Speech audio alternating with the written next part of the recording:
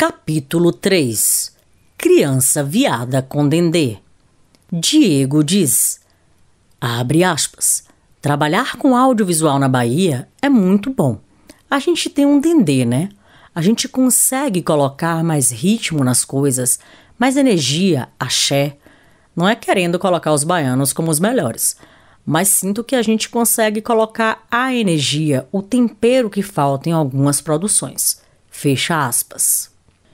Diego Saioli é uma pessoa gay, não binária, preta e PCD. Formou-se em publicidade e propaganda e hoje atua como roteirista.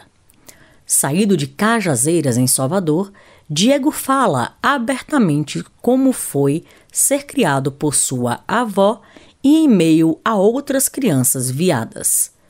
De suas experiências profissionais, ele nos faz pensar sobre o sentimento de pertencimento no ambiente do audiovisual e nos narra o caminho que trilhou até conseguir se considerar um roteirista de fato.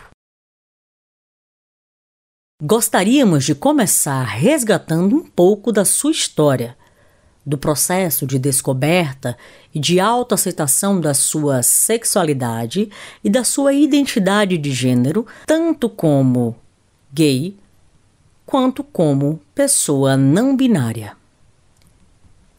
Como gay, comecei a perceber que gostava de meninos quando era muito jovem, 12, 13 anos. E eu morava em Cajazeiras, que é um dos maiores bairros da América Latina, daqui de Salvador. Atualmente moro no Rio Vermelho, mas foi lá, em Cajazeiras, que tive esse convívio com muitas crianças viadas também. A gente cresceu, todo mundo junto. E todo mundo foi se descobrindo junto. E aos 12, 13 anos, eu já sentia atração por meninos. Não sabia o que era, mas sentia algo diferente. E já gostava de usar roupas de mulher, roupas de minha mãe, sutiã, pano na cabeça. Escutava muito calypso, ficava dançando molecada. E Xuxa. Todos esses artistas assim me influenciaram muito. Lady Gaga, Beyoncé. Fui me descobrindo. Essas divas pop foram mudando minha personalidade, eu costumo dizer. Me assumi com 15 anos e ela me aceitou de boa, apesar de que outras pessoas da minha família não me aceitaram tanto assim. Mas como eu morava com a minha avó, como a gente tinha mais convivência, então eu meio que não me importava com as outras pessoas, com a opinião delas. Como não binário, comecei a perceber isso por agora. Comecei a estudar sobre esses gêneros diferentes, porque antigamente a gente não falava muito disso. E ainda continuo aprendendo e me aprofundando, mas comecei a perceber que eu era não binário por não me identificar só com um gênero masculino, só com as características do masculino. Me identifico também com as características do feminino e às vezes com nenhum dos dois. Conta um pouco mais desse processo de viver em meio a crianças viadas. Como é essa infância em meio a um monte de criança viada? Então, lá, além de ser um dos maiores bairros da América Latina, também é uma periferia.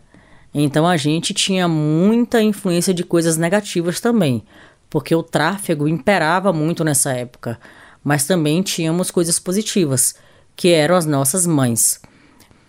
Costumo dizer que as nossas mães foram referências para a gente. Éramos 3, eu e mais 2. Uma se assumiu trans atualmente e o outro se assumiu gay. E eu sou gay não binário. A gente tinha essas 3 personalidades que estavam se desenvolvendo e a gente fazia tudo praticamente junto. Escutava vários tipos de música.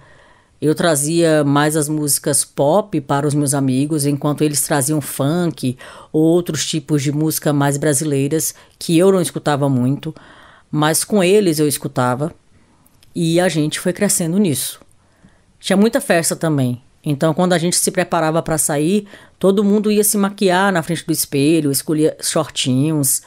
Hoje em dia me visto mais como um menino, né? Bofezinho, mas antigamente ela era blusinha, cropped, shortinho. Rolava muito conflito, porque 3 gays juntos é muito complicado, cada um com a cabeça diferente. E aí a gente brigava muito também, se desentendia. Era muito divertido e ao mesmo tempo muito estranho, porque eu não sabia o que estava acontecendo e sofria preconceito da sociedade, das pessoas, mas na minha cabeça eu estava sendo eu mesmo. Não estava fingindo ser outra coisa.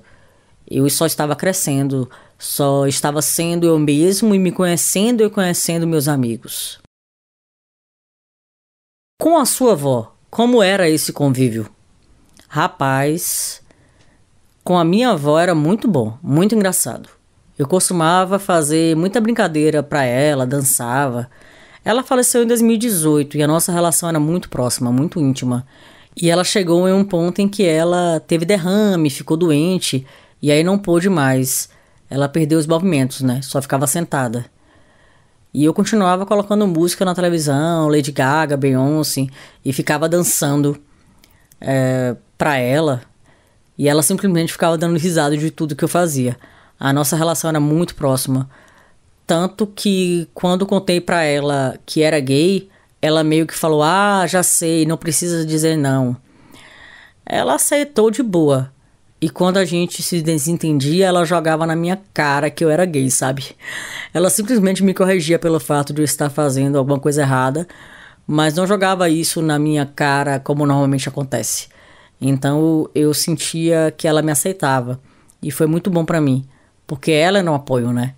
Um apoio que eu tinha naquela época. Porque se não tivesse minha avó, se a gente não tivesse essa relação tão próxima, teria sido muito mais difícil. Você perdeu seus pais ou aconteceu algo que o levou a morar com a sua avó?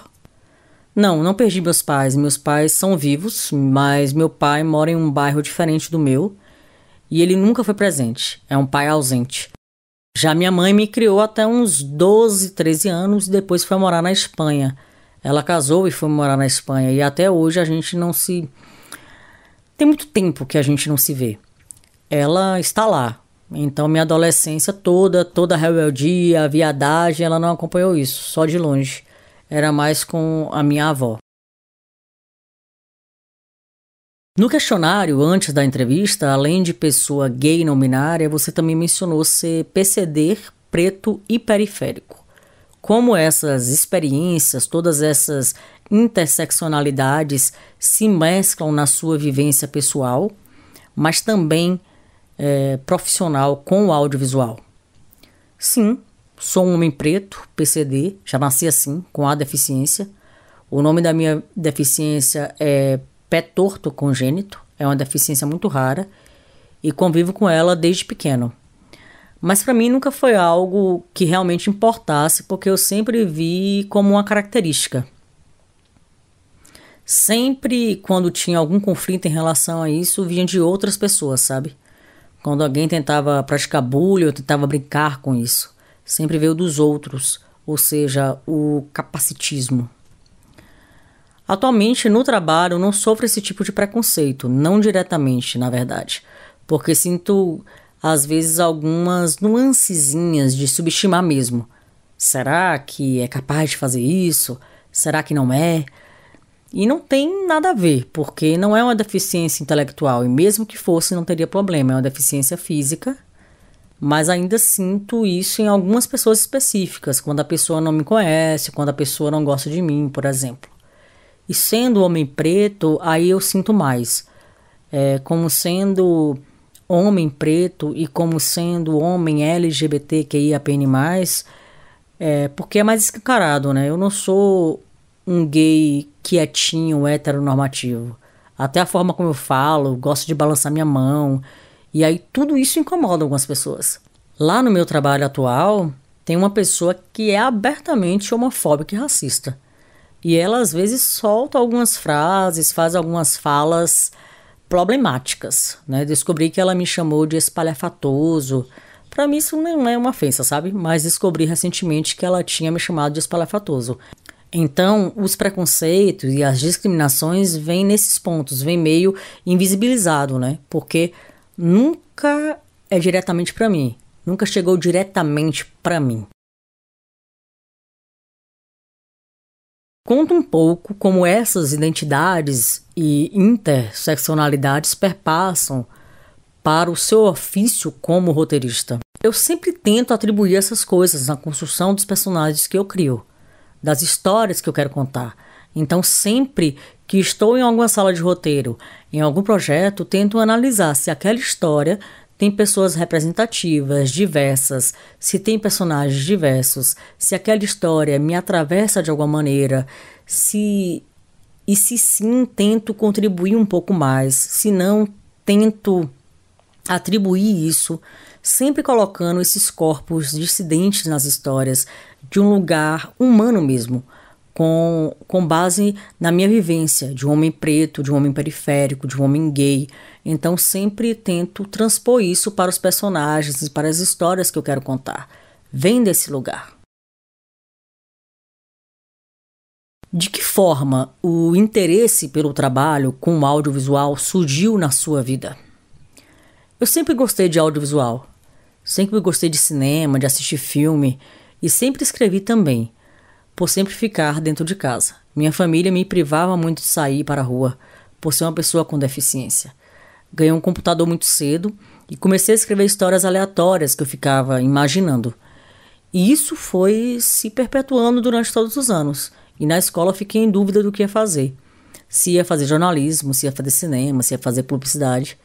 Fiz publicidade porque percebi que era um curso mais amplo e que eu poderia ter acesso a outras coisas. Porque cinema no Brasil é difícil, já tinha noção disso, então eu ficava pensando, meu Deus, se eu fizer cinema e não ter trabalho, eu preciso de algo que me dê essa garantia. E a publicidade me dava essa garantia. Mas no curso foquei no audiovisual, na questão das escritas, da redação criativa, de roteiro, de produção. Sempre fui focado nessa questão do audiovisual. Na faculdade, consegui participar do núcleo de audiovisual, então comecei a ter mais contato na faculdade mesmo. Em casa eu fazia alguns vídeos com meus amigos, gravava no celular, sabe? Pedia para que eles corressem e ia atrás com a câmera, coisas bem aleatórias assim. A gente chegava a gravar muito filme de terror. Filme de terror entre aspas, né? Porque não era nenhum filme aquilo ali, era só a gente se divertindo. Começou assim, eu sinto que partiu disso, dessa convivência com meus amigos lá em Cajazeiras, e depois na faculdade foquei no audiovisual. No 5º semestre, consegui um estágio como roteirista, e a partir disso não consegui parar mais. Hoje em dia já sou roteirista de fato e produzo tantas coisas dos outros quanto as minhas coisas também. Como eram as histórias que você escrevia quando era mais novo? Meu Deus, eram histórias sobre traição, intriga, vinha de novela, né? Das novelas que eu assistia, das novelas do SBT. Então tinha muita intriga, muita briga, muita traição. Essa veia melodramática te segue até hoje, esse gosto pelo melodrama? Sim, meu sonho é ser escritor de novela, então estou galgando esse caminho para poder chegar lá. Eu amo novela, é o que me fez também ir atrás do audiovisual, mais do que filmes. Eu assistia a novela com minha avó, com minhas tias. Na minha família a maioria é de mulheres, então eu fui criado por mulheres. Tem apenas um homem. Só que ele saiu de casa com 18 anos e aí minha convivência toda foi com mulheres. Então, essa sensibilidade, essa feminilidade sempre me acompanhou. Eu assisti a novela com a minha avó e começou a partir disso. Na maioria dos projetos que me interessam, tem que ter algo mais dramático, algo mais triste, melancólico, alguém sofrendo muito por algum problema. Eu gosto muito disso. Até mesmo na forma como me expresso, sou muito enfático nas coisas. Você acredita que suas escolhas profissionais, seu caminho para a publicidade e depois para o roteiro, para o audiovisual, foram de alguma maneira influenciados pelo fato de você ser uma pessoa LGBTQIAPN+? Provavelmente. Acredito que sim, porque é um ambiente onde a gente sabe que existe a diversidade. É um lugar divertido, onde eu posso ser criativo, onde eu posso usar as minhas habilidades para construir algo. Sempre gostei de criar projetos, ter ideias e imaginar situações. E com a publicidade eu posso fazer isso. Na verdade, não gosto nem muito de publicidade de fato, porque é muito mercadológico, é muito direcionado à venda. E isso me incomoda um pouco. Gosto mais da parte do cinema mesmo, das histórias, como isso impacta as pessoas. Então acredito que sim, eu acho que ser um homem preto, ser um homem PCD, ser um homem gay não binário, influencia muito nessa questão. Porque também eu não me via representado, não via referências nesses lugares de pessoas como eu, com tantos recortes assim. Na verdade, eu nem imaginava que poderia me tornar isso. Me tornar publicitário, me tornar essa pessoa que conta histórias, porque é um lugar muito da elite e de pessoas brancas e heteronormativas. Ainda fico um pouco confuso em alguns momentos. Penso, meu Deus, será que é isso que está acontecendo mesmo? Será que estou fazendo isso? Será que realmente eu sou um bom contador de histórias? E ainda me pego nesses lugares, sabe? De autossabotagem, de duvidar mesmo. Quando você percebeu que podia estar nesses lugares? Quando eu entrei na faculdade de publicidade, eu tive um baque. Meu Deus, será que é isso mesmo que eu quero? Será que vai ter espaço para mim? Será que eu vou conseguir lidar com todos esses conflitos? Consegui perceber quando eu escolhi uma área, a redação. Percebi que era bom na escrita, que gostava de escrever, que tinha interesse por isso. E aí comecei a me aprofundar, e a estudar, e a ver o resultado disso nos trabalhos que eu fazia. E isso me ajudou bastante para poder continuar. E quando o roteiro para audiovisual passou a ser visto como uma possibilidade real, eu costumava escrever contos, mais literatura. Eu não sabia muita coisa sobre roteiro, formatação, como é que fazia. Então comecei a estudar mais de forma autodidata. E por gostar de redação, por já me envolver com isso, eu comecei a pensar que queria escrever roteiro, que queria contar a história, narrar a história do meu jeito.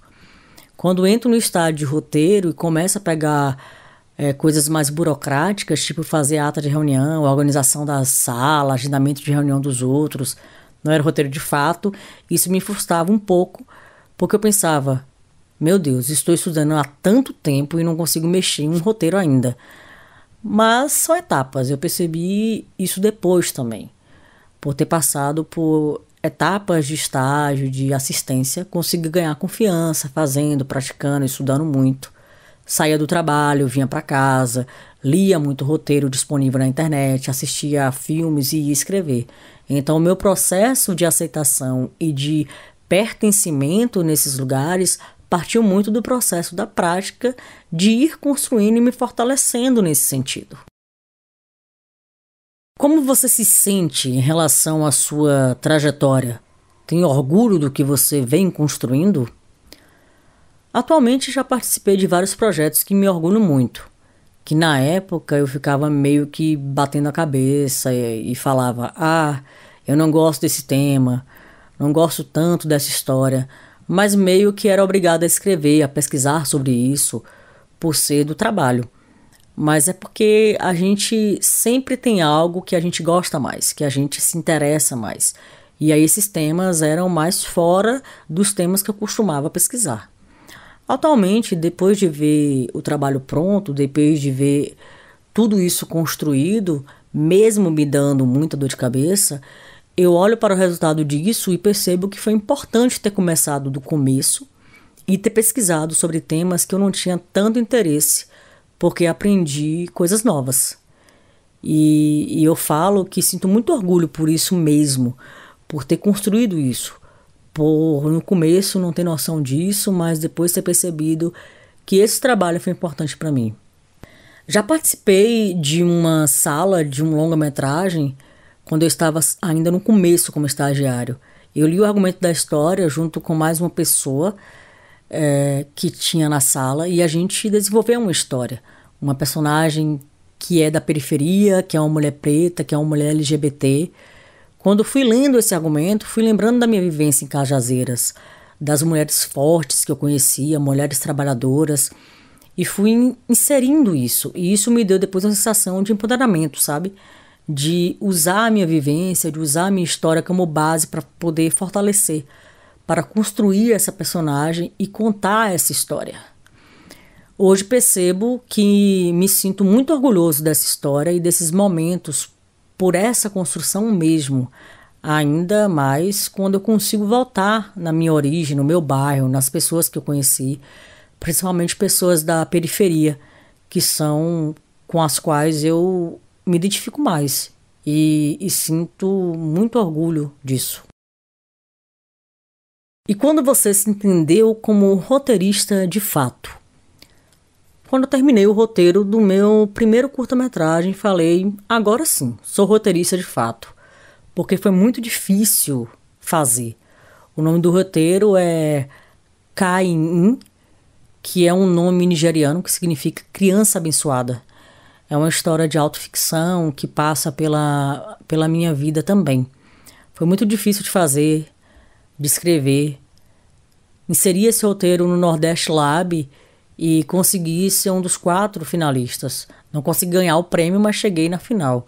E aí percebi que sabia contar uma história e que aquela história que eu estava contando especificamente era importante. Toda vez que finalizo um projeto, que vejo esse projeto na rua sendo exibido, essa sensação volta. De você é um roteirista, você que fez isso. Eu sinto muito orgulho quando o resultado sai, porque quando estou escrevendo ainda fico em dúvida. E quando eu finalizo de fato, percebo isso aqui é um roteirista que fez. Você atua com vínculo formal e realiza projetos independentes. Como são essas duas formas de trabalho no audiovisual? Eu trabalho na Tendendê Produções com Vânia Lima e Kate Souza. O trabalho formal é bastante. Eu tenho tentado achar uma palavra aqui porque é muita pressão. É muita coisa, é indústria de fato, tem muitos projetos, então tenho que ficar muito focado naquilo. Às vezes me sinto um pouco frustrado com esses projetos formais porque não vem muito de mim. Já vem com briefing e aí tenho que fazer. Às vezes eu não posso colocar algo que quero muito, porque tem outras questões. E comecei ano passado, 2023, a fazer trabalhos mais independentes, fora o formal. Porque antes eu ainda tinha muito na cabeça assim, meu Deus, acho que não posso fazer trabalhos fora do CLT. Não sei porquê, não me perguntei o porquê. E aí comecei a fazer trabalhos com os amigos meus. Fizemos 2 curtas esse ano em Anguera, cidade do interior da Bahia. E foi muito bom, porque era uma coisa mais divertida, entre amigos.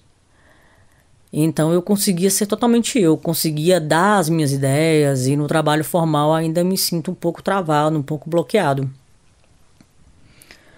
Porque é um trabalho formal, exige formalidade, né? Acho que essa é a palavra. Sinto ainda que não consigo ser totalmente eu, mas quando estou com meus amigos, me sinto mais confortável de fazer, ou quando são os meus projetos. Gosto muito de histórias de terror, e na empresa que eu trabalho não tem muita história de terror. Colei uma foto aqui que eu estou usando como meu processo criativo para poder fazer a próxima história de terror que eu quero contar. É uma casa no meio de uma floresta e estou olhando para essa foto há semanas já e tentando tirar alguma coisa. Quando é um projeto mais independente meu, eu consigo ser mais tranquilo, mais de boa, consigo ser mais criativo. Quais dificuldades você enfrenta enquanto roteirista no mercado audiovisual? Ser roteirista no Brasil é muito complicado, porque somos uma classe que não é valorizada financeiramente.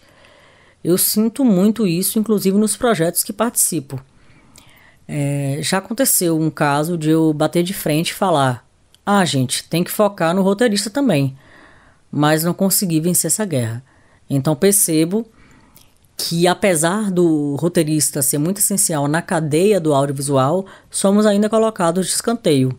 Teve outra situação em que eu tinha escrito alguns roteiros e não recebi cachê por isso. Outras pessoas que receberam Fiquei muito estressado com isso na época, porque senti como se o meu trabalho não estivesse sendo valorizado. Eu senti como se meu trabalho estivesse sendo invisibilizado. Mas também não venci essa guerra, deu tudo errado. São várias situações assim que venho percebendo na indústria, em que sempre o roteirista está nesse lugar de peão mesmo. Passa muito mesmo por esse lugar de desvalorização, apesar de estar usando o trabalho dessa pessoa para poder criar o projeto. Sinto que no Brasil essa caminhada em direção à valorização do roteirista está muito lenta. Acho que a gente precisa de mais políticas públicas, inclusive para os roteiristas, para também ter essa valorização. E é em meio, a isso tudo que surge a vontade de colocar seus projetos no mundo para ter mais controle sobre seu ofício? Sim, é em meio a isso tudo que surge essa vontade. Tive um projeto quase aprovado agora na LPG, Lei Paulo Gustavo de Fomento à Cultura, um documentário. Fiquei com 88 pontos.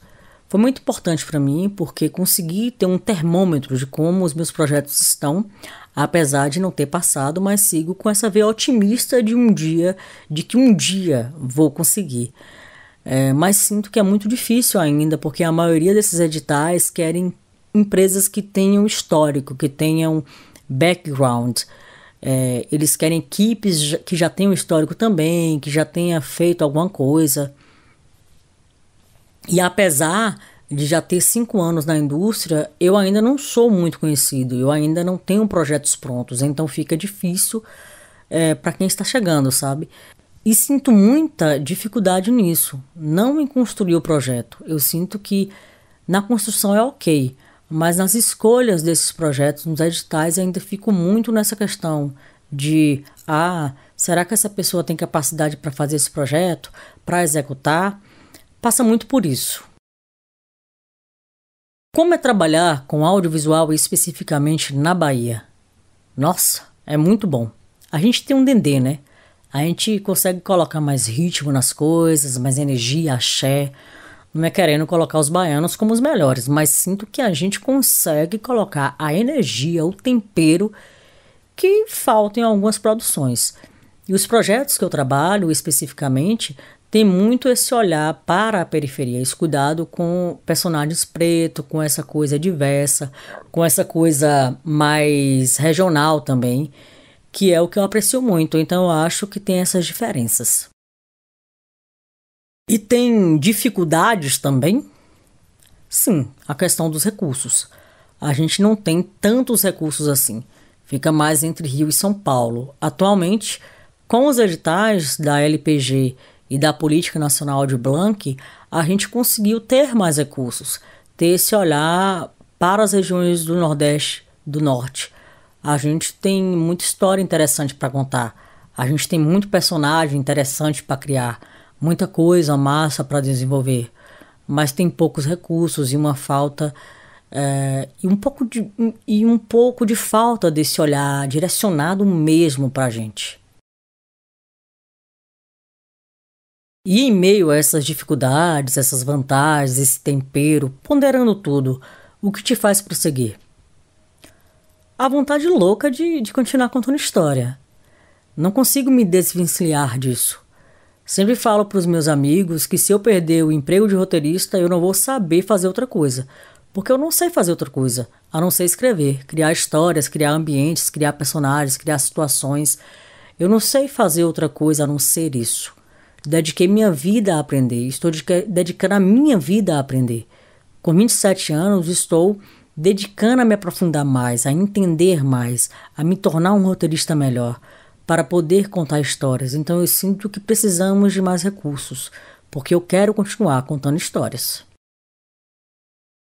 Conta um pouco sobre seus projetos recentes, sobretudo aqueles que te deixam com orgulho de ter participado.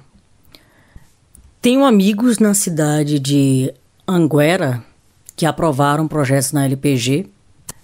Tenho amigos na cidade de Anguera que aprovaram projetos na LPG, e a gente foi para lá para poder gravar 2 curtas. O primeiro é sobre uma quadrilha junina e o segundo sobre a Bata do Feijão, que é uma tradição de lá, de Anguera, que está sendo perdida. Me orgulho muito de ter feito o documentário Samba de Roda na faculdade, que é sobre os sambadores e tocadores. Me orgulho muito de ter sido co-roteirista do meu primeiro longa, que ainda vai estrear, Futuro do Pretérito Imperfeito. Me orgulho muito de ter escrito o meu curta Caim. E me orgulho muito de ter construído o projeto Realizadores. E tem A Cigana, que é um documentário sobre uma personalidade do Piauí, um artista, onde a gente conta a trajetória de vida dele. Como é, para um profissional LGBTQIAPN+, trabalhar com audiovisual na Bahia? Atualmente tem sido mais aberto, por ter mais pessoas LGBTs no audiovisual. Outras pessoas abriram esse caminho para que a gente chegue e crie novos caminhos. Sinto isso baseado na minha própria trajetória e de eu ter chegado numa empresa de porte grande, onde a maioria dos funcionários atualmente são LGBTs. Quando cheguei, tinha alguns. E aí depois que eu cheguei, consegui trazer outras pessoas para construir um espaço mais de acolhimento e confortável para todo mundo. Prefiro trabalhar com esse tipo de pessoa. Sinto que, apesar de tudo, isso ainda é um pouco complicado também. Nunca vai deixar de ser. Porque a discriminação, o preconceito existe em todas as áreas, em todos os trabalhos. Mas atualmente a gente está tendo mais histórias com personagens LGBTs, a gente está tendo histórias criadas por pessoas LGBTs. Pessoas LGBTs estão em salas de séries grandes, 1, 2, 3 pessoas, mas a gente está caminhando melhor do que não ter nenhuma, né? Eu acho que está sendo aos poucos, mas está acontecendo. E acho que isso é muito importante, porque a gente consegue estabelecer, criar referência para outras pessoas, né? E dizer para essas pessoas, você pode estar aqui também. A sua história de vida é importante. Você tem que contar isso. Você se sente em segurança nos ambientes de trabalho com audiovisual pelos quais transita na Bahia? Em 90% do tempo, sim, não 100%. Como eu tinha dito, da situação em que me chamaram de espalhafatoso, acho que às vezes ainda tenho que me podar em algumas coisas e controlar o meu comportamento e a forma como eu falo. Que às vezes eu quero falar alto, sabe? Berrar. Às vezes eu quero falar com as pessoas de determinada forma sobre determinado assunto. E sinto que tenho que me podar, que tenho que me reprimir para não sofrer um ataque, por exemplo. Porque também eu sou uma pessoa que consigo me impor, sabe? Eu não abaixo a cabeça assim, nessas situações. Eu sou muito de falar mesmo, de ser direto, de ser objetivo, de dizer, não gostei disso, espero que não se repita. Ou então de dar um fecho na pessoa, falar, você está sendo homofóbica comigo. Eu sou muito claro nessas situações. Então, no trabalho que estou atualmente, nunca vai acontecer comigo, porque as pessoas já me conhecem e elas sabem como eu reagiria. E em outros ambientes, para além do audiovisual? Apenas no familiar ainda me sinto um pouco seguro.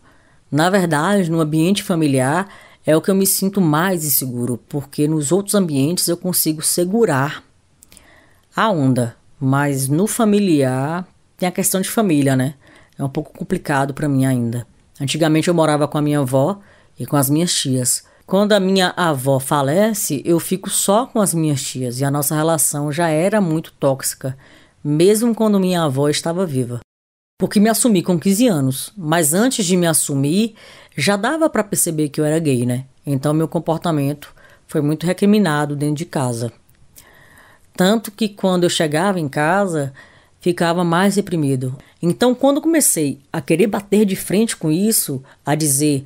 não vou ficar mudando meu jeito de ser para agradar fulano de tal. Comecei a ser eu mesmo dentro de casa, isso foi gerando conflitos. Isso piora quando minha avó falece, porque eu meio que tive a sensação de que, a casa não é sua, a casa é dos filhos, então você está fazendo o que aqui? E por ser gay, isso pesou ainda mais. E aí eu pensava, preciso sair daqui, porque isso já está afetando minha cabeça. E minha saúde mental é uma das coisas que mais priorizo. E a gente sabe que gay no Brasil tem a saúde mental prejudicada por vários fatores. Então foi muito complicado a minha relação com as minhas tias. Com meu tio também, mas depois que me assumi, ele meio que se afastou de mim. Teve toda essa questão do machismo, da expectativa de esperar que eu fosse uma coisa, só que eu não era a coisa que eles esperavam. Então teve todas essas questões que influenciaram para que eu saísse de casa e fosse atrás da minha independência, e fosse atrás de uma faculdade, e fosse atrás de estudar e de ganhar dinheiro para poder viver a vida como eu quero. Enquanto trabalhador LGBTQIAPN+, do audiovisual, você já sofreu algum episódio de preconceito? Não. Em ambiente de trabalho, não. Nunca sofri, mas já presenciei um caso de transfobia. Fiquei um pouco chateado, aborrecido, me senti um pouco afetado também. Apesar de não ter sido comigo, foi com uma pessoa próxima, que ela ficou muito triste. E eu não imaginaria que isso ia acontecer. A gente está sempre tentando educar essas pessoas de uma forma não didática, mas de uma forma mais espontânea mesmo. E ainda assim acontece esse tipo de coisa. Então é uma coisa que eu sinto que a gente vai demorar muito para poder mudar. Mas eu sinto que pode melhorar, né? Você sente que o ambiente do audiovisual é hostil para as pessoas LGBTQIAPN+? Não é só por ser LGBT. Eu sinto que o ambiente do audiovisual é um pouco hostil por completo. A forma como as pessoas lidam com as outras, sabe? A questão dos prazos, da pressão. As pessoas são um pouco exigentes. E lido com pessoas que penso, meu Deus, onde eu estou? Tento, na maioria das vezes, ser muito educado e empático, porque sei que está todo mundo ali sofrendo pressão, inclusive eu. Então, tento ser empático e educado, mas sinto que algumas pessoas ainda são hostis na forma como fala, muito deboche, muita ironia. E se você é um pouco mais direto, às vezes sofro um pouco de retaliação, por ser muito direto. E aí as pessoas falam, Diego, você está sendo grosso. Mas eu não estou sendo grosso, eu só estou sendo objetivo. E acho que até eu mesmo fico contaminado por essa hostilidade em alguns momentos. Para finalizar, se você pudesse enviar uma mensagem para a criança que você foi um dia, o que você diria? Eu diria, continue sendo essa pessoa espalhafatosa, brilhante, do jeitinho que você é, porque isso vai te fazer chegar em lugares inacreditáveis. Continue sendo criativo, continue imergindo nas histórias que você gosta, continue sendo esquisito perante as outras pessoas. Não perca isso nunca.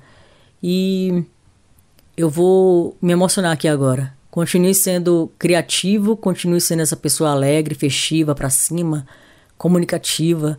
Não perca nunca a sua vontade de contar histórias, de ser você mesmo, de ser empático com as pessoas, de ser amigo das pessoas. E nunca mais desconfie de você mesmo. Nunca mais se isole do mundo e ache que você está errado pela sua sexualidade ou orientação sexual. Isso tudo é mentira. E o que você diria para os jovens LGBTQIA+, na Bahia que querem entrar no mercado do audiovisual? Gente, o audiovisual é para todos, todas e todos. Venham com força, com muitas histórias para contar. Venham sem medo, botem a cara mesmo, tragam todas as suas vivências, todas as coisas boas e as coisas ruins e transformem isso em histórias incríveis. Tem muito espaço para todo mundo e precisamos de vocês aqui. Precisamos criar esse elo de pessoas LGBTs com histórias sobre pessoas LGBTs. Precisamos de pessoas LGBTs contando histórias de pessoas LGBTs. Fim do capítulo 3.